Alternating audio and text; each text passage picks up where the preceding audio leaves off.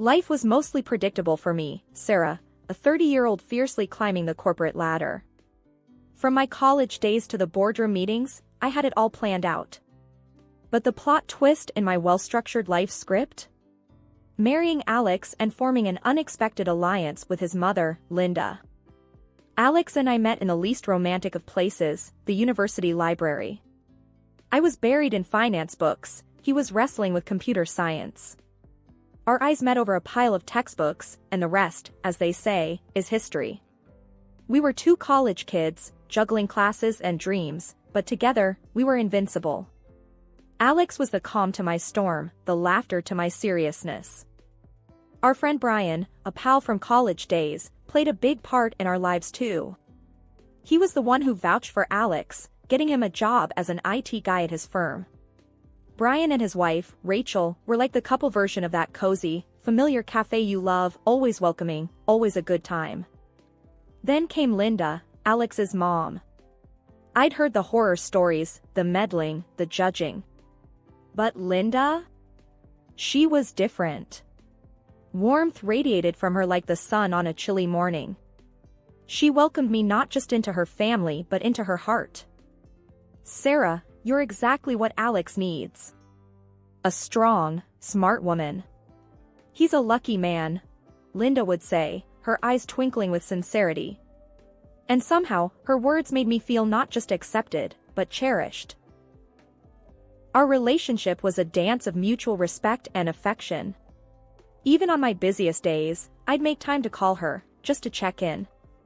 Hey, Linda, it's Sarah. How are you holding up? Oh, dear, just the usual. But tell me, how's work?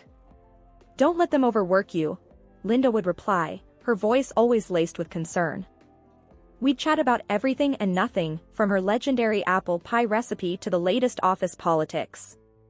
Linda wasn't just my mother-in-law, she was a confidant, a friend.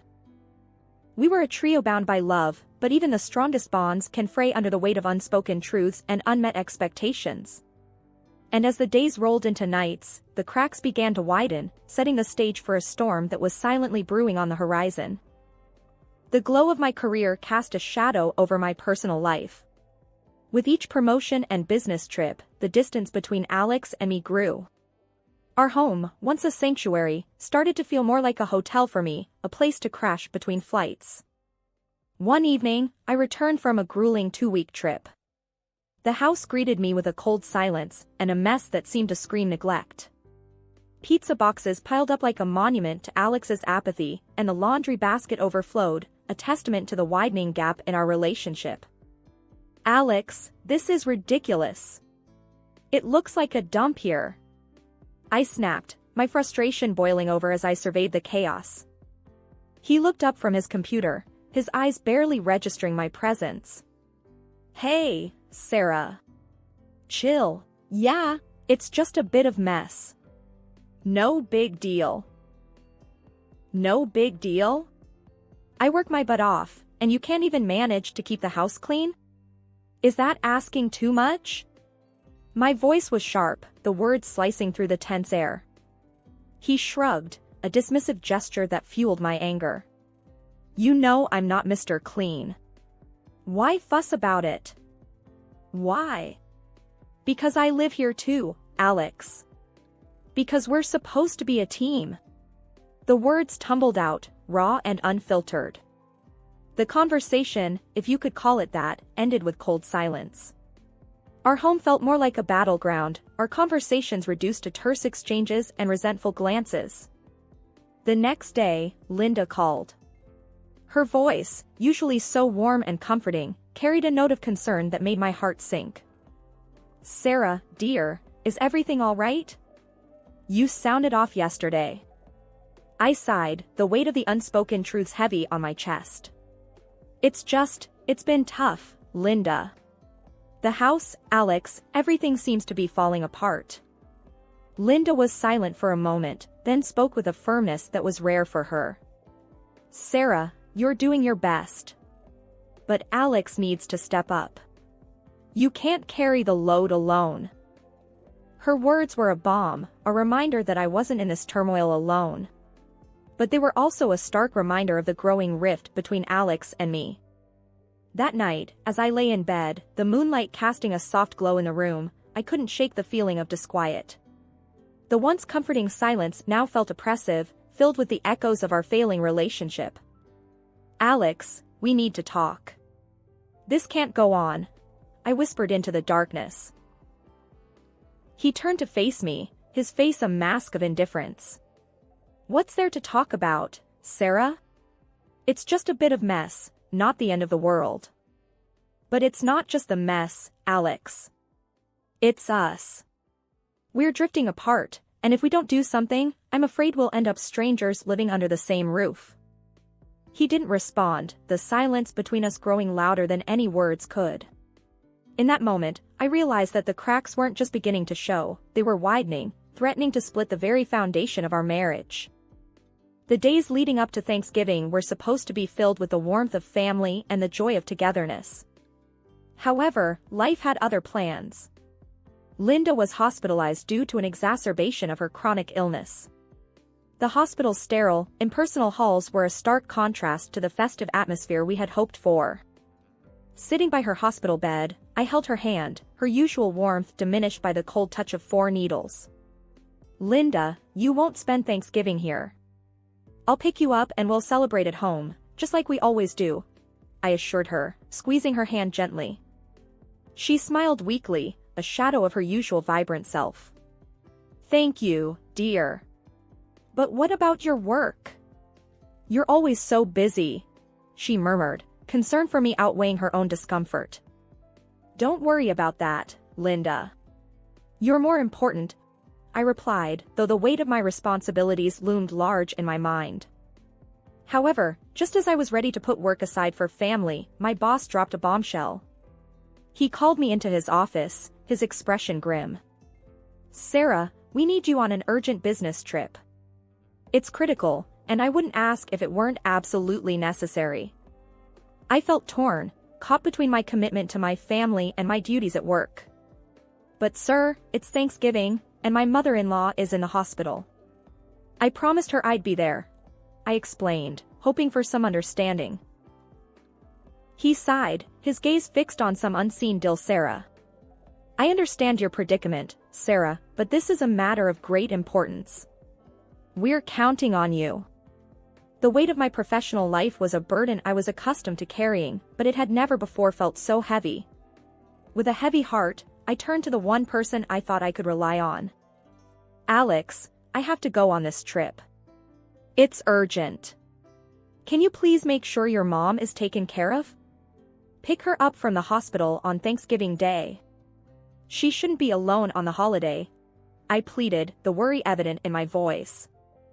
Alex, who had been more distant lately, seemed to understand the gravity of the situation. He nodded, a glimmer of the man I once knew shining through. "Of course, Sarah. I'll take care of Mom.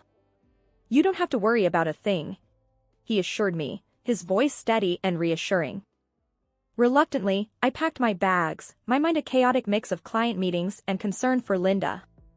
As I left, I glanced back at our home, a place that once represented comfort and love, now a symbol of the sacrifices and choices that define our lives. On the trip, amidst the endless meetings and business strategies, my thoughts constantly drifted back to Linda and Alex. I found myself checking my phone incessantly, hoping for an update, a sign that everything was as it should be. But it was the silence that spoke volumes, the absence of messages or calls that painted a picture far from the reassuring promises made. As the critical hours ticked away, the unease in my heart grew, a foreboding sense that this Thanksgiving was going to be unlike any other we had ever experienced. The silence of my phone was deafening, each missed call to Alex a growing echo of my anxiety. The business trip, usually a whirlwind of meetings and networking, felt like a slow crawl, each moment stretching out with worry for Linda and frustration towards Alex. I tried calling again, the phone ringing hopelessly into the void. "Come on, Alex, pick up," I muttered under my breath, the bustling airport around me fading into a blur. The call went to voicemail, again. My mind raced with worst-case scenarios, each more troubling than the last. In desperation, I dialed Linda's number, half expecting the same cold silence. But after a few rings, her frail voice came through, weak and tinged with sadness. "Linda, it's Sarah. I've been trying to reach Alex. How are you? Is everything set for Thanksgiving?" My words tumbled out, a mix of hope and dread. "Oh, Sarah."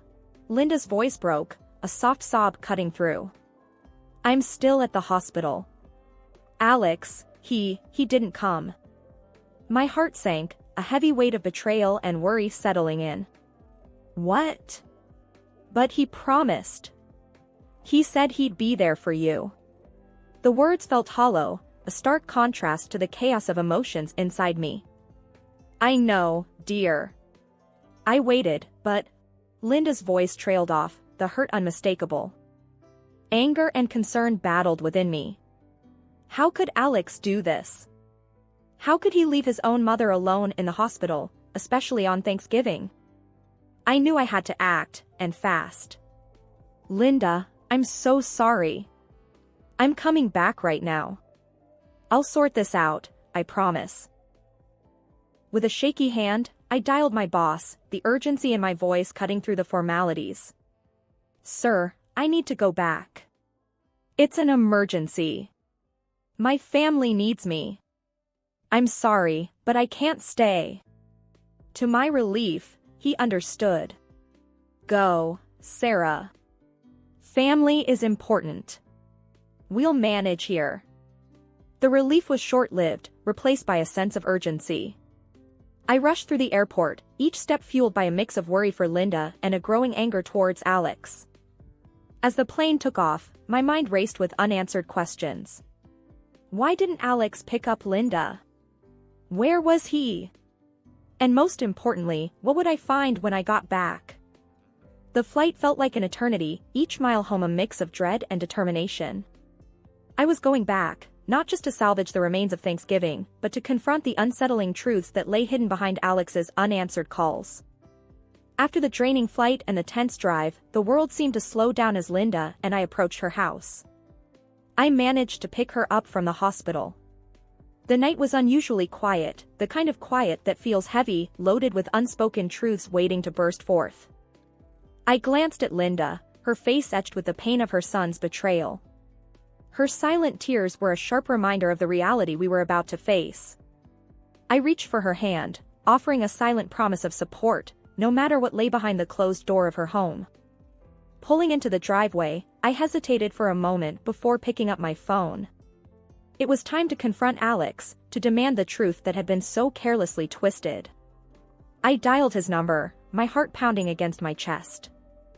After a few rings, Alex's voice came through, casual, unaware of the storm that was about to hit. "Hey, Sarah. What's up? Alex, where are you? And where's your mom?" My voice was steady, each word a carefully laid trap. There was a brief pause, and then, "Oh, Mom's right here. We're at her place, getting things ready for Thanksgiving, just like we planned." The lie was so blatant, so hurtful, that for a moment, I couldn't breathe. Linda, sitting beside me, let out a soft whimper, her heartbreak audible in the cramped space of the car. I ended the call and turned to Linda, her face a portrait of a mother's heart shattered by her own son's lies. "We're going to get to the bottom of this," I assured her, though my voice trembled with my own swirling emotions. Linda nodded, a silent warrior bracing for the battle ahead. We got out of the car and walked up to the front door. The familiarity of the place, once a symbol of family gatherings and joyous celebrations, now felt tainted, corrupted by the web of lies spun within its walls. Linda, with a hand that trembled ever so slightly, unlocked the door. We stepped inside, the dimly lit hallway leading us towards the faint sounds of conversation and laughter, a stark contrast to the somber mood that clung to us like a second skin. As we moved quietly towards the living room, the reality of the situation hit me like a physical blow. There, in a scene that seemed surreal in its normalcy, was Alex, sitting cozily next to Rachel, Brian's wife. The laughter, the intimacy of their posture, spoke volumes of the betrayal that had been hiding in plain sight. For a moment, time stood still. The air was thick with tension, the silence a stark prelude to the storm of emotions about to be unleashed. Linda's presence beside me was both a source of strength and a poignant reminder of the pain inflicted not just on a wife, but on a mother. The silence in the room was deafening, the air thick with the tension of a moment that none of us could have imagined. Alex and Rachel, caught in the act, looked like deer in headlights, their guilt written all over their faces. "What the hell is this, Alex?" My voice was a mix of rage and disbelief, my words cutting through the silence like a knife. Alex stuttered, his usual laid-back demeanor shattered by the gravity of the situation. "Sarah, it's not what it looks like. I can explain." "Explain? Explain how you could do this to your own mother? To me?" I shot back, the fury in my voice making my hands tremble.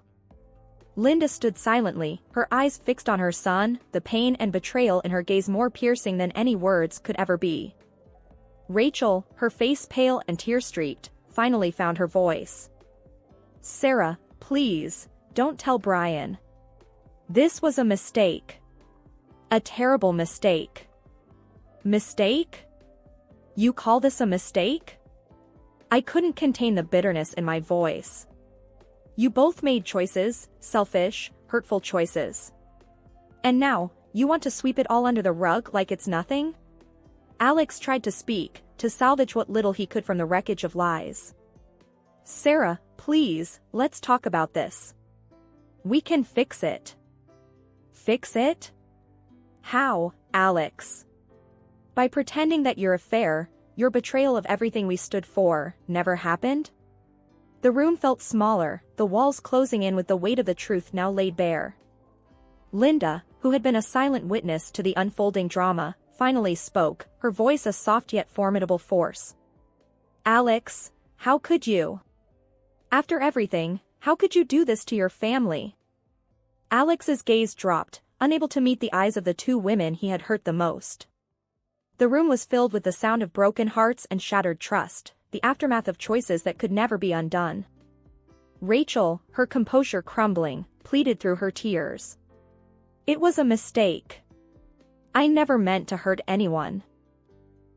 "Mistakes are forgetting to pick up milk, Rachel, not having an affair with your friend's husband," I snapped, the rawness of my emotions leaving no room for sympathy. The confrontation was a whirlwind of anger, hurt, and disbelief, a storm that left no one untouched.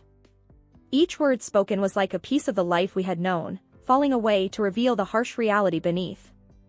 In the wake of the turmoil, the world seemed to stand still, the rhythm of life disrupted by the discordant notes of betrayal and loss. Linda and I found ourselves adrift in a sea of uncertainty, clinging to the fragile raft of our shared pain. The living room, once a hub of laughter and warmth, now felt like an echo chamber of our shattered dreams. Linda and I sat, a silent understanding between us, the weight of recent revelations heavy in the air. "Sarah, I just can't fathom it, how Alex could do this. And Brian, poor Brian." Linda's voice trailed off, the edges of her words frayed with sorrow and disbelief. I nodded, my heart heavy. "I know, Linda. It's like we've been living in a parallel universe, and now we've been thrust back into a harsh reality." The silence that followed was laden with unspoken thoughts and fears. The future, once a canvas of shared dreams and plans, now loomed before us, daunting and undefined. "Sarah, what are you going to do now?" Linda's question, soft and tentative, broke the stillness. I sighed, the weight of decision heavy on my shoulders. "I've been thinking about that a lot. Divorce seems like the only path forward. I can't. I won't stay tethered to a lie." Linda reached out, her hand a warm presence in the chill of our disillusionment. "I support you, whatever you decide. You're strong, Sarah. Stronger than you know."